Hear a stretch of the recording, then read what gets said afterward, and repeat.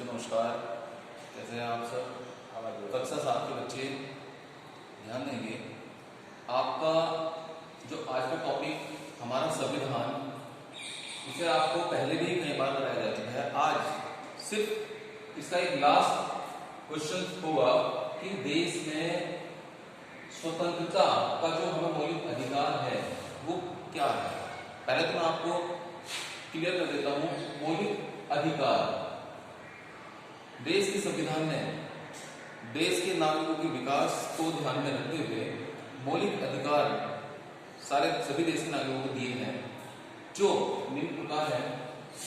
First, समानता का अधिकार, देश के सभी नागरिक एक समान होंगे संविधान की दृष्टि से।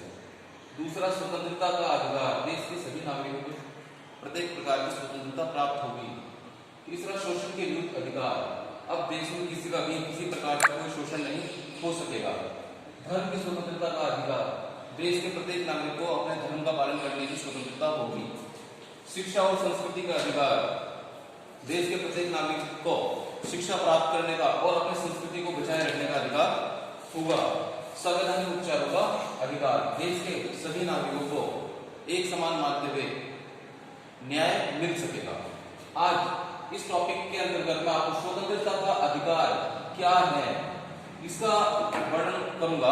स्वतंत्रता का अधिकार मतलब देश के प्रत्येक नागरिक को प्रत्येक दृष्टि से स्वतंत्रता प्राप्त हो, जिससे कि वो अपना विकास कर सके, समाज का विकास कर सके और देश का विकास कर सके। इसमें फर्स्ट पॉइंट, विचार और अभिव्यक्ति की स्वतंत्रता का अधिकार, देश का प्रत्येक नागरिक अपने स्वतंत्र भाव से अपने विचार रख सके, उसे अपनी बात कहने का पूर्ण अधिकार होगा।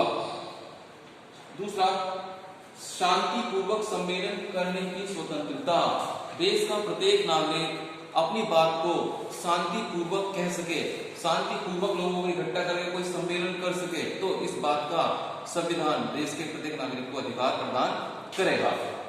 तीसरा, संगठन बनाने की स्वतंत्रता, देश के हित में, समाज के हित में या अपनी बात को सरकार के सामने, प्रशासन के सामने रखने के लिए व्यक्ति कोई भी संगठन बनाने के लिए स्वतंत्र होगा, लेकिन उसकी शर्त ये होगी वो संगठन ऐसा हो जो देश और समाज के विकास में अपना योगदान करता हो।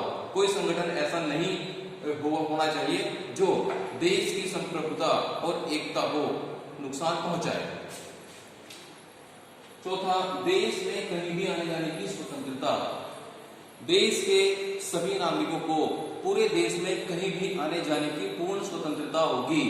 बस इस बात का ध्यान रखा जाए कि बहुत से क्षेत्र जो किसी की दृष्टि से प्रतिबंधित होंगे, वहां पर बिना सरकार की परमिशन के कोई व्यक्ति नहीं जा सकेगा।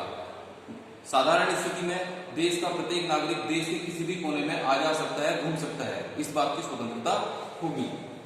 देश में कहीं भी बसने की स्वतंत्रता, पूरा देश एक है, देश के नागरिक इस बात के लिए स्वतंत्र हैं, वो देश के किसी भी कोने में जाके अपना निवास स्थान बना सकते हैं, कहीं भी जाकर वो बस सकते हैं।